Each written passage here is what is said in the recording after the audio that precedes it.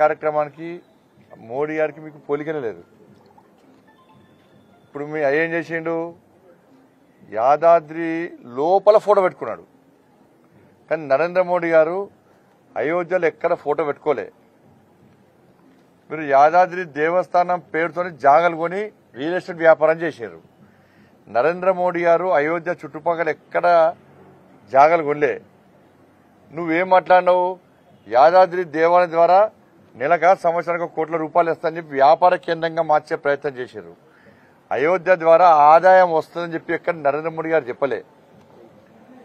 మీరేం చేశారు, జిఆర్ స్వాముల వారిని యాదాద్రి దేవస్థానం ప్రతిష్ట కన్నా ముందు మాత్రం మొత్తం వాడుకున్నారు, మంచోడన్నారు. కానీ యాదాద్రి దేవాలయ ప్రాణ ప్రతిష్ట కార్యక్రమానికి కనీసం పిలవకుండా అవమానపరిచారు. కానీ నరేంద్ర మోడీ గారు ఎక్కడ సాధు సంతులు అవమానపరచలే. ఇవాళ అయోధ్య, అసలు మీరు అయోధ్యలో రామాలయ నిర్మాణాన్ని సమర్థిస్తారా సమర్థించారా? కాంగ్రెస్ పార్టీ అని బీఆర్ఎస్ పార్టీ అని స్పష్టం చేయాలి. అయోధ్యలో రాముడు జన్మించిన చెప్పి మీరు నమ్ముతారా నమ్మరా? కాంగ్రెస్ పార్టీ వాళ్ళు బీఆర్ఎస్ పార్టీ వాళ్ళు స్పష్టం చేయాలి. ఈ రెండు పార్టీలు ఒక్కడై ప్రజల్లో అయోధ్య రామాలయ యొక్క ఆ కార్యక్రమానికి ప్రజల నుంచి వస్తున్న స్పందన చూసిన తర్వాత ఈ రెండు పార్టీలు ఒక్కటై ఇలా వివాదాస్పదం చేసే ప్రయత్నం చేయడం ఇంతకంటే సిగ్గుచేటు ఇంకోటి కాదు. ఇది భారతీయ జనతా పార్టీకి సంబంధించిన కార్యక్రమం కాదు. క్షేత్రస్థాయిలో అన్ని పార్టీల నాయకులు, అన్ని పార్టీల కార్యకర్తలు ఈ కార్యక్రమంలో పాల్గొంటున్నారు. వారే స్వయంగా ప్రతి ప్రజాప్రతినిధి పాల్గొంటున్నారు. అక్షింతలు ఎక్కడికైతే రాలేదు, రోడ్ల మీదకి ధర్నాలు చేసే పరిస్థితి వచ్చింది. ఒక ప్రాంతంలో ముస్లిం మతానికి సంబంధించిన వ్యక్తి కూడా అక్షింతల కార్యక్రమంలో పాల్గొన్న విషయాన్ని ఈ రెండు పార్టీల నాయకులు గమనించాలి.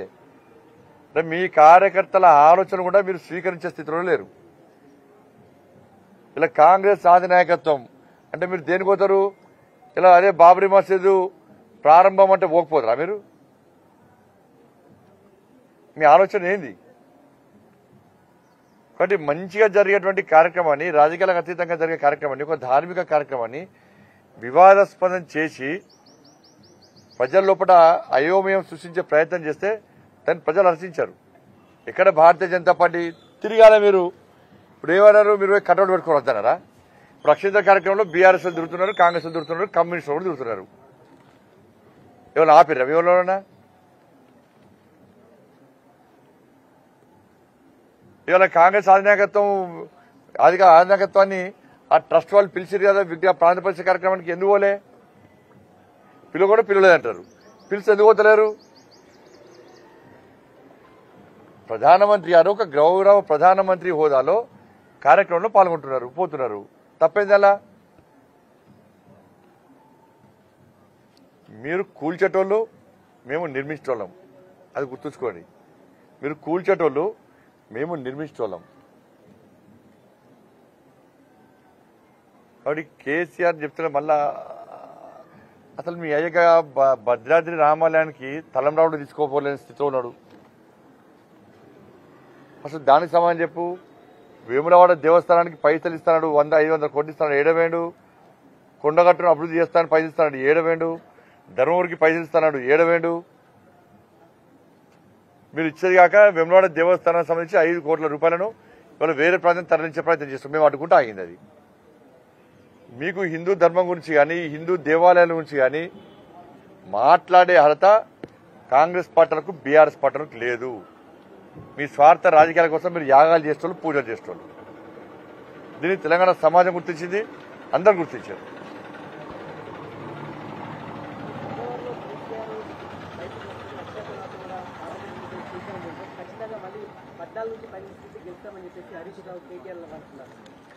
బయటికి వస్తేనే పడుచుకోవాలి, లోపల ఉన్న పడుచుకోండి. కేసీఆర్ గురించి వాళ్ళు మాట్లాడుస్తారు. ఎలా చెప్పు.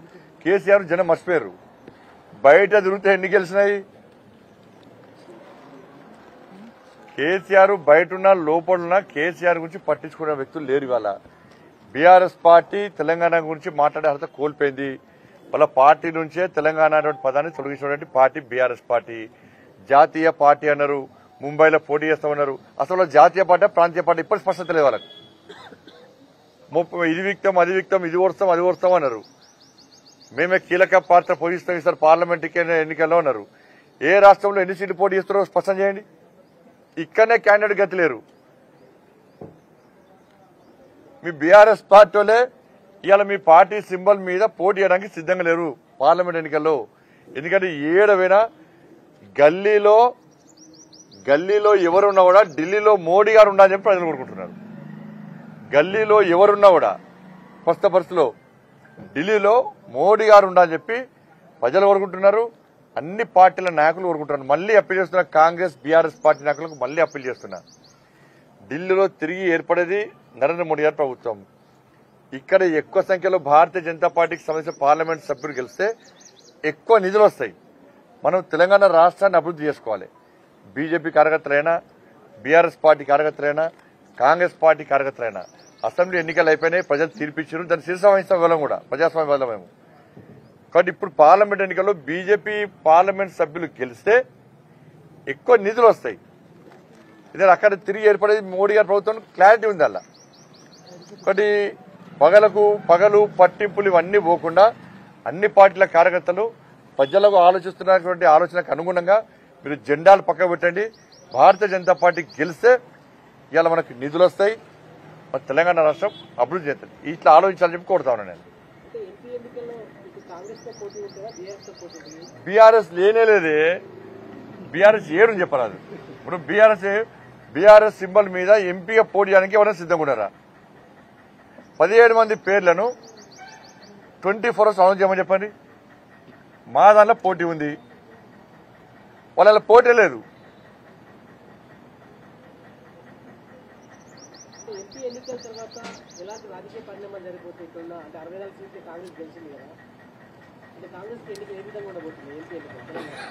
ఎంపీ ఎన్నికల్లో పూర్తి స్థాయిలో భారతీయ జనతా పార్టీ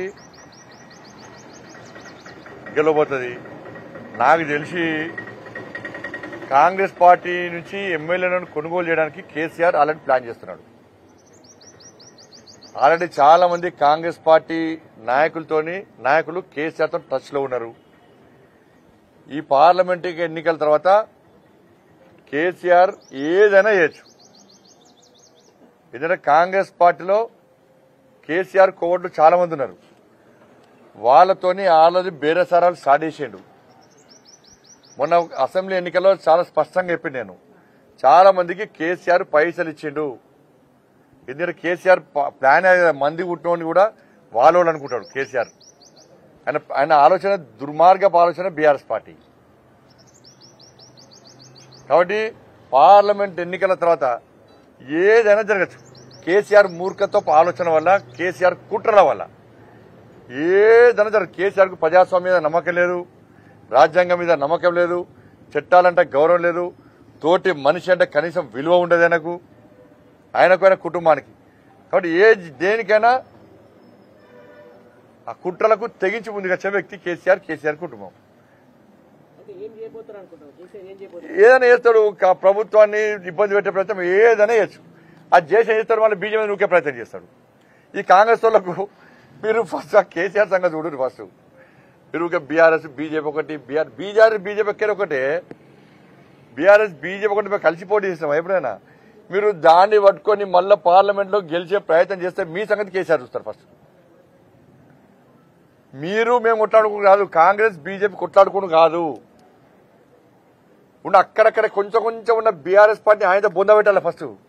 ఎందుకంటే ప్రజలను రాసి రంపాన పెట్టిన బీఆర్ఎస్ పార్టీ వాళ్ళు. ప్రజల బతుకులు సర్వనాశనం చేసింది బీఆర్ఎస్ పార్టీ, కేసీఆర్ కుటుంబం ముఖ్యంగా. ఫస్ట్ వాళ్ళ సంగతి చూద్దాం. మీరు మేము కలిసి అభివృద్ధి చేసుకుందాం తెలంగాణ రాష్ట్రాలంటే మీరు వాళ్ళ బీఆర్ఎస్ బీజేపీ ఒకటి, ఒకటి ప్రజలు అంతలేరు, మర్చిపోయారు. ఒకప్పుడు నమ్మిరు, మీరు చెప్తే నమ్మిరు. ఇప్పుడు ఎవ్వరు కూడా బీఆర్ఎస్ బీజేపీ ఒకటంటే ప్రజలు నమ్మే స్థితిలో లేరు.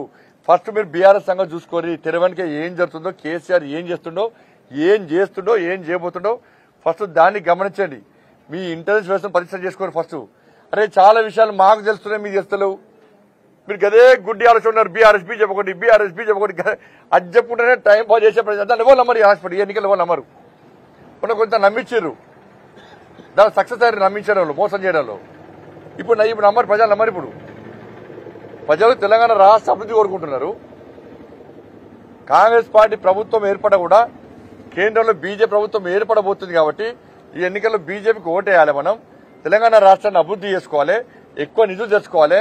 ఎక్కువ నిధులు రావాలంటే తెలంగాణ రాష్ట్రం అభివృద్ధి చెందాలంటే ఇలా బీజేపీ ఎంపీలను గెలిపించాలి. బీజేపీ ఎంపీలను గెలిస్తే బీజేపీ ఎంపీలు కొట్లాడి ఎక్కువ నిధులు తీసుకొస్తారు. అయిపోయింది, ఎన్నికల వాతావరణం అయిపోయింది. ఇప్పుడు అభివృద్ధి కావాలి మనకు. అప్పుల పాలైంది తెలంగాణ రాష్ట్రం. అప్పులు తీసుకోవాలి, సంక్షేమ పథకాలు అమలు కావాలి. కాంగ్రెస్ పార్టీ ఇచ్చిన హామీలు నెరవేర్చాలంటే కూడా ఇక్కడ బీజేపీ రావాలి, ఎంపీలు గెలవాలి. ఇప్పుడు ఎక్కడ తీసుకొస్తారు పైసలు? వాళ్ళ రైతు బంధు మీరేమన్నారు?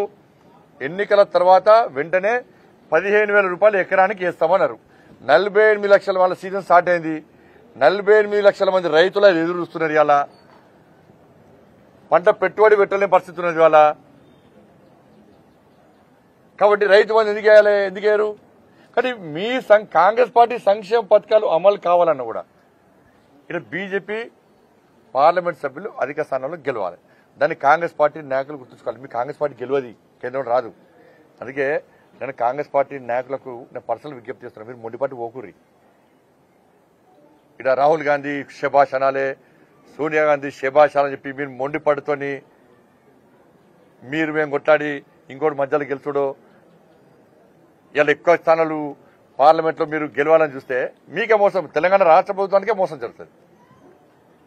దాన్ని గుర్తుంచుకోవాలి. మీరు మొండిపాటు పక్క పెట్టండి. ఇలా ఇక్కడ బీజేపీ గెలవాలని కోరుకోరు. మీరు గెలిస్తేనే మీరు రాష్ట్రంలో అధికారులు ఉంటారు, అభివృద్ధి మనం చేసుకుంటాం. అభివృద్ధి ద్వారా మేము కూడా సహకరిస్తాం.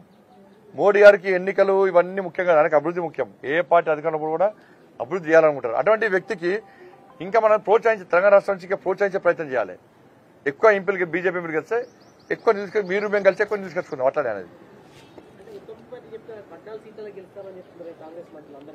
ఇప్పుడు బీఆర్ఎస్ వాళ్ళు 17 సీట్లు గెలుస్తామంటున్నారు, కాంగ్రెస్ వాళ్ళు 14 సీట్లు గెలుస్తామంటున్నారు. మేము 14 సీట్లు, ఎన్ని ఉన్నాయి సీట్లు? 17 సీట్లే ఉన్నాయి. ఇవన్నీ కలిస్తే 50 దాడుతున్నాయి వాళ్ళ. కాబట్టి నేను మళ్ళీ చెప్తున్నా, ప్రజలు ఏం కోరుకుంటారు అంటే గల్లీలో ఎవరు కూడా ఢిల్లీలో మోడీ గారు ఉండాలి ఈ దేశం కోసం. ఇది ప్రజల ఆలోచన, ప్రజల విధానం, ప్రజల నినాదం. సుస్థిరంగా ఉండాలని కోరుకుంటున్నాను. మేము ప్రభుత్వాలను కూల్చేటువంటి ఆలోచన మాకు ఉండదు, అటువంటి కుట్ర మాకు తెలియదు. కేసీఆర్ విషయంలో కొంచెం జాగ్రత్తగా డేగా కనతం చూడాలంటుండే నేను. కేసీఆర్ కామన్ అంటే కుట్రలు చేస్తాడు, ఏది చేసినా కుట్రలు చేస్తూ ఉంటాడు. దాన్ని గమనించుకోండి, మీ ప్రభుత్వం జాగ్రత్త. మరి అది కేసీఆర్ ఏం చేస్తాడో అర్థం చేసుకోండి ఒకసారి. ధన్యవాదాలు. ఒకవేళ కేసీఆర్ ఏమైనా కుట్రలు కనుక చేసినట్టయితే బీజేపీగా మీరు వాటిని అడ్డుకుంటారా, ఎటువైపు ఉంటారు? మాకే సంబంధమే. వాళ్ళ గురించి వాళ్ళేం చేయాలి? ప్రజాస్వామ్యాన్ని కాపాడాల్సిన బాధ్యత భారతీయ జనతా పార్టీ మీద ఉంటుంది. ప్రజాస్వామ్యాన్ని కాపాడే పార్టీ భారతీయ జనతా పార్టీ, ప్రజాస్వామ్యాన్ని పరిరక్షించే పార్టీ భారతీయ జనతా పార్టీ. కానీ వాళ్ళ ఎమ్మెల్యేలను వాళ్ళ నాయకులను కాంగ్రెస్ పార్టీ కాపాడుకోవాలి. మేము పోయి కాపాడుతామా? అన్న పోకూరన్న బీఆర్ పోకూర మేము ఆడుతామా? వాళ్ళు కాపాడుకోవాలి.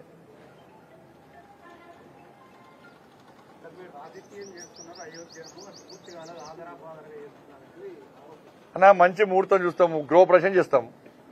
గృహప్రవేశం మొత్తం బిల్డింగ్ కంప్లీట్ అయినాక గృహప్రవేశం చేస్తామా?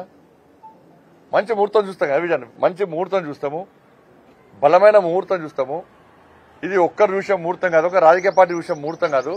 సాధు సంతువులు అందరూ కూడా కలిసి ఒక బ్రహ్మాండమైన ముహూర్తం చూసి ఆ రోజు ప్రాణ ప్రతిష్ఠ చేస్తారు. రాజకీయం ఏడేస్తున్నాం మేము. ఇప్పుడు కాంగ్రెస్ లను, బీఆర్ఎస్ లను, కమ్యూనిస్టులను ఓటీస్ పెట్టుకోమని చెప్పి మేమే పెట్టుకోగలుగుతున్నామా? మేము అక్షింతల కార్యక్రమం మీరే పాల్గొనండి, మేము ఎక్కడైనా బీజేపీ కన్వెన్షన్ పాల్గొన్నామా? ఇప్పుడు మేమే పాల్గొంటే బదనామా అవుతుంది చెప్పండి. అది రాజకీయాలకు అతీతంగా జరిగే కార్యక్రమం. క్షేత్రస్థాయిలో BRS party, Congress party, communist party కార్యకర్తలు పాల్గొంటున్నారు. దానిలో మరి ఆదినాయకత్వం దాన్ని ఎందుకు గమనిస్తలేము మేము అంటున్నాం. ఇక దానిలో వీళ్ళు చెప్పిస్తే చెప్పరాలు. ఇప్పుడు ప్రపంచం అంతా తిరుగుతున్నది. అసలు మళ్ళీ చెప్తున్నా, వీళ్ళు రామాలయ నిర్మాణానికి అనుకూలమా కాదు? ఫస్ట్ అయోధ్యలో రామ మందిరం ఉందా, బాబ్రీ మసీద్ ఉందా? రాముడు అయోధ్యలో పుట్టిన నమ్ముతారా అని నమ్మరా వీళ్ళు? వీళ్ళు అప్పుడే అయోధ్య బాబ్రీ మసీద్ ఇచ్చినప్పుడే రాముడు అయోధ్యలో పుట్టిన గ్యారంటీ ఏంది అని చెప్పి కాంగ్రెస్ వాళ్ళు ప్రశ్నించారు. అప్పుడు మేమే అన్నాం, విమర్శించినోడు మీ తల్లి పుట్టిన గ్యారంటీ ఏంది? ఎవరు చెప్పారు? అక్కడ ఉన్న నర్సు, బాధ్యతాయుతమైనటువంటి పవిత్రమైన డ్యూటీలో నర్సు వచ్చి, అమ్మా ఇవరికి పాప పుట్టింది బాబు పుట్టిండు అని ఇస్తే నా బిడ్డ అని అనుకుంటాం మనం. ఇవాళ చరిత్ర చెప్తున్నది. ఇవాళ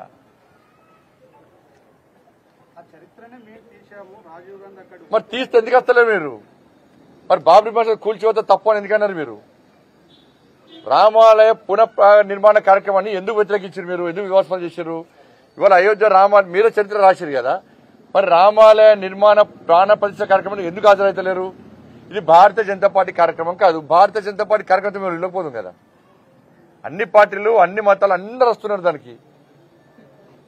గౌరవ సుప్రీంకోర్టు అయోధ్య రామాలయ విషయంలో తీర్పు ఇచ్చిన రోజు ఈ మూర్ఖత్వం కాంగ్రెస్ పార్టీ ఈ దేశంలో విధ్వంసం జరగాలని కోరుకున్నది. ఈ దేశంలో విధ్వంసం జరగాలని కోరుకున్న పార్టీ కాంగ్రెస్ పార్టీ. కానీ ప్రజలు ప్రశాంతమైన వాతావరణంలో ఉన్నారు ఆ రోజు. దాన్ని భరించలేకపోయింది కాంగ్రెస్ పార్టీ, సహించలేకపోయింది కాంగ్రెస్ పార్టీ. ధన్యవాదాలు.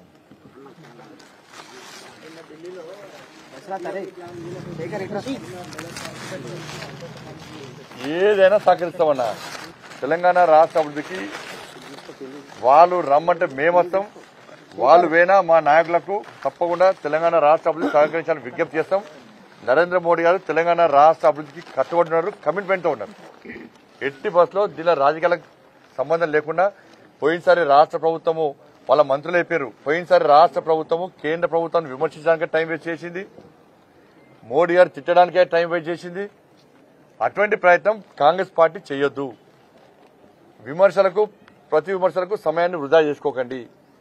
మీరు మేము అందరం కలిసి తెలంగాణ రాష్ట్ర ప్రజలు అందరం కలిసి తెలంగాణ రాష్ట్ర అభివృద్ధికి నిధులు తెచ్చుకుందాం.